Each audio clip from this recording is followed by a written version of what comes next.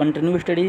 Friend आज हम लोग बीपीएससी तैयारी 3.0 और तैयारी 4 के लिए रंजीत सर का जो कक्षा 9 और 10 के लिए बुक आया है, इनका जो न्यू बुक आया है, इसका आज हम लोग सेट नंबर 10 देखने वाले हैं।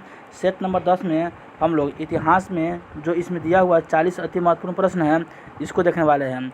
इससे पहले हम लोगों ने इतिहास का 1 से 9 तक के सेट को अपने इस चैनल पे कंप्लीट पढ़ लिया है। तो अगर आपने हमारा पिछला वीडियो नहीं देखा है तो आप हमारे चैनल के प्लेलिस्ट में जाकर देख सकते हैं। वीडियो शुरू करने से पहले आपसे एक छोटा सा रिक्वेस्ट है कि अगर आप हमारे चैनल पर नए हैं या आपने अभी तक हमारे चैनल को सब्सक्राइब नहीं किया है तो ऐसे ही महत्वपूर्ण वीडियो पाने के लिए हमारे चैनल को जरूर सब्सक्राइब करें, और वीडियो अच्छा लगा तो वीडियो को लाइक और शेयर करना ना भूलें। तो चलिए आज हम लोग सेट नंबर 10 इतिहास का पहला प्रश्न देखते हैं। पहला प्रश्न दिया हुआ है, फ्रंटियर गांधी पद से कौन संबंधित है? तो फ्रंटियर गांधी पद से खान अब्दुल गफ्फार खान संबंधित है। उनको फ्रंटियर गांधी या सीमांत गांधी भी कहा जाता है। ऑप्शन सी इसका राइट आंसर हो जाएगा। अगला प्रश्न कर रहा है, निम्न में से कौन स्टुअर्टगार्ड में आयोजित अंतर्राष्ट्रीय कांग्रेस में सम्मिलित हुआ तथा वहां भारतीय तिरंगे ध्वज को फहराया था? तो इसका सही उत्तर हो जाएगा मैडम भीखाजी कामा, जो कि आपके ऑप्शन में नहीं दिया हुआ है। तो इसका सही उत्तर हो जाएगा ऑप्शन ई, उपयुक्त में से कोई नहीं। अगला प्रश्न कर रहा है, निम्नलिखित में से संयुक्त राज्य अमेरिका का वह राष्ट्रपति कौन था जिसने राष्ट्रपति पद से त्यागपत्र दिया हो? तो उस राष्ट्रपति का नाम हो जाएगा रिचर्ड निक्सन। इन्होंने राष्ट्रपति के पद से त्याग दिया था। तो ऑप्शन बी इसका राइट आंसर हो जाएगा। अगला प्रश्न कर रहा है, बंगाल के विभाजन को निरस्त करने के लिए निम्न में से कौन याद किया जाता है? तो बंगाल के विभाजन को निरस्त करने के लिए बताना ये कौन किसको याद किया जाता है? तो इसका सही तो हो जाएगा हार्डिंग द्वितीय, यानी ऑप्शन सी इसका राइट आंसर हो जाएगा। और बंगाल विभाजन करने का जो श्रेय है वह कर्जन को जाता है, जबकि इसको निरस्त करने का श्रेय हार्डिंग द्वितीय को जाता है। तो ऑप्शन सी इसका सही उत्तर होगा। अगला प्रश्न है, निम्न में से कौन सा एक भारत में उत्पन्न सबसे बाद वाला बौद्ध धर्म का ग्रंथ है? तो वह ग्रंथ का नाम हो जाएगा वसंथापक सिनी। ऑप्शन ए इसका राइट आंसर हो जाएगा। रेगुलेटिंग एक्ट के प्रावधानों के अंतर्गत बिहार के लिए एक प्रांतीय सभा की स्थापना हुई थी। तो 1774 में बिहार के लिए एक प्रांतीय सभा की स्थापना किया गया था। यहाँ पर दिया है सूची 1 और सूची 2 को मिलाना है। एक तरफ समुद्री यात्री है और एक तरफ उनसे संबंधित देश है। तो वास्को डी गामा यह पुर्तगाल से थे, तो ये 2 से मैच करेगा। क्रिस्टोफर कोलंबस जो है यह स्पेन के वित्त पोषित द्वारा जहाज़ से आए थे, तो ये 1 से मैच करेगा। उसके बाद यहाँ पर दिया कैप्टन कुक जो है यह ग्रेट ब्रिटेन के थे, और तस्मान जो थे यह हॉलैंड के थे। तो आपका मैच करेगा तो क्या हो जाएगा, पहले 2 होगा फिर 1 होगा, उसके बाद से 4-3, यानी 2-1-4-3। ऑप्शन में देखते हैं तो 2-1-4-3 आपका ऑप्शन सी यहाँ पे दिया हुआ है। अगला प्रश्न कर रहा है, निम्नलिखित में से कौन चौरा चौरी कांड की वास्तविक तिथि है? तो आपका एनसीईआरटी में दिया हुआ जो वास्तविक तिथि वह हो जाएगा 5 फरवरी 1922 को चौरा चौरी कांड हुआ था।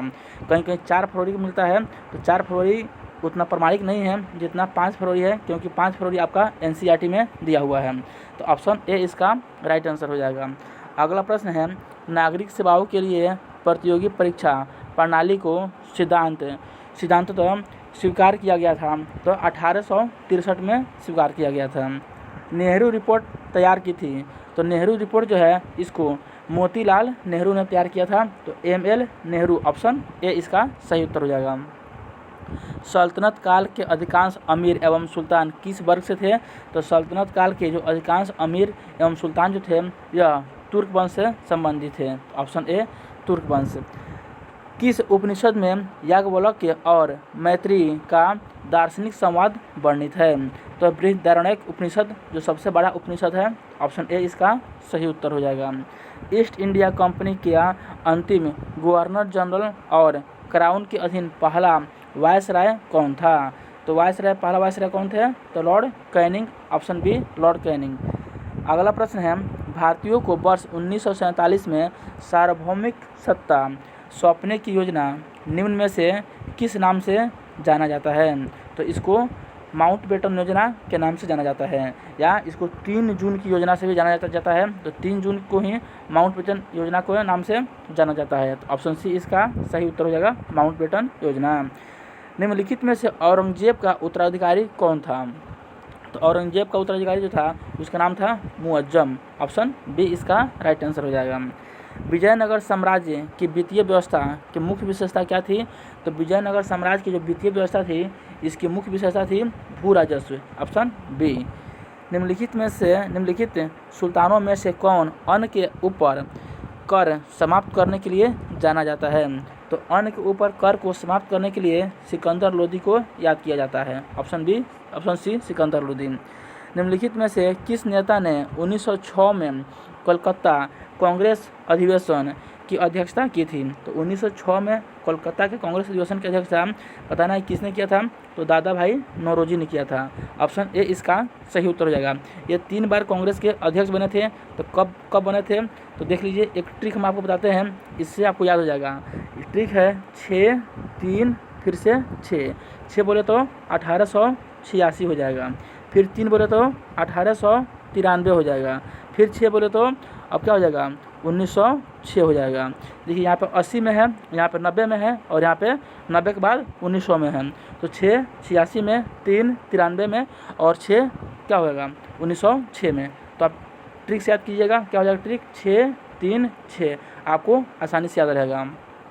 अगला प्रश्न है, बोल रहा है जवाबित का संबंध। हाँ ठीक है, अगला प्रश्न है जवाबित का संबंध किससे था? तो जो जवाबी जो था यह राज्य के कानून से संबंधित था। Option A. 18वीं सदी में भारत में लड़े गए युद्धों का निम्नलिखित में से कौन सा कालानुक्रम सही है? बताना है कौन सा जो कालानुक्रम है वो सही है। सबसे पहले आपका क्या हो जाएगा अंबर का युद्ध, फिर प्लासी का युद्ध, फिर वांडीवास का युद्ध और सबसे अंत में बक्सर का युद्ध, यानी ऑप्शन बी आपका सही उत्तर हो जाएगा। मानव बलि प्रथा के निषेध करने के कारण अंग्रेजों के विरुद्ध विद्रोह करने वाली जनजाति कौन सी है? तो मानव बलि प्रथा के विरुद्ध निषेध करने के कारण अंग्रेजों के विरुद्ध विद्रोह करने वाली जो जनजाति है वह है खोंड जनजाति, यानी ऑप्शन बी इसका सही उत्तर हो जाएगा। अगला प्रश्न है तैमूर के आक्रमण के बाद भारत में किस वंश का राज स्थापित हुआ? तो सैयद वंश। Option B. गोपाल कृष्ण गोखले ने कांग्रेस के किस अधिवेशन में किस वर्ष अध्यक्षता की थी? तो 1905 का अधिवेशन जो बनारस में हुआ था इसकी अध्यक्षता गोपाल कृष्ण गोखले ने किया था। अंग्रेजों के विरुद्ध भारत छोड़ो आंदोलन की घोषणा किस वर्ष की गई? तो 1942 में 8 अगस्त 1942 को किया गया था। 9 अगस्त 1942 को भारत छोड़ो आंदोलन हुआ था।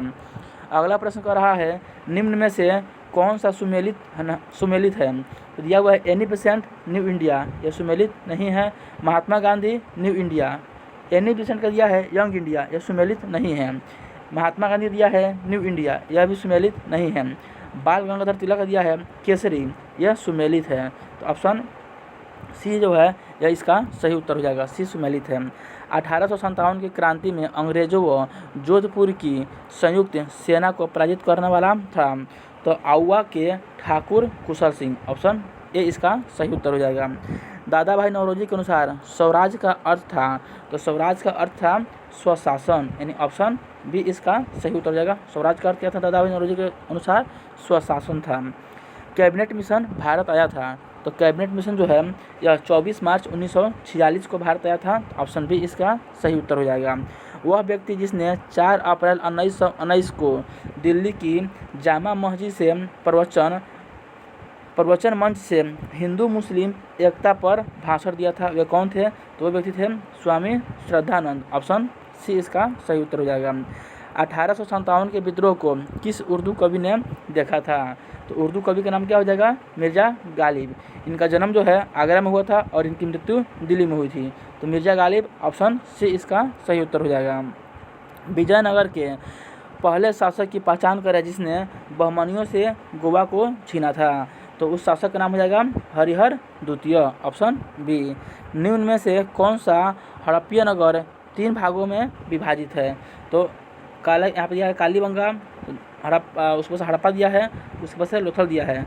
इनमें से इसका आंसर हो जाएगा उपयुक्त में से कोई नहीं, क्योंकि 3 भागों में विभाजित होने वाला जो नगर था वो हो जाएगा धौलावीरा, जो कि ऑप्शन में नहीं दिया हुआ है। तो आपका सही उत्तर हो जाएगा क्या? ऑप्शन ई, उपयुक्त में से कोई नहीं।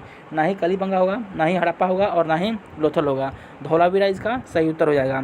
राजा राम मोहन राय द्वारा ब्रह्म समाज की स्थापना किया गया था। तो ब्रह्म समाज की स्थापना पश्चिम बंगाल में 1828 में राजा राम मोहन राय के द्वारा किया गया था।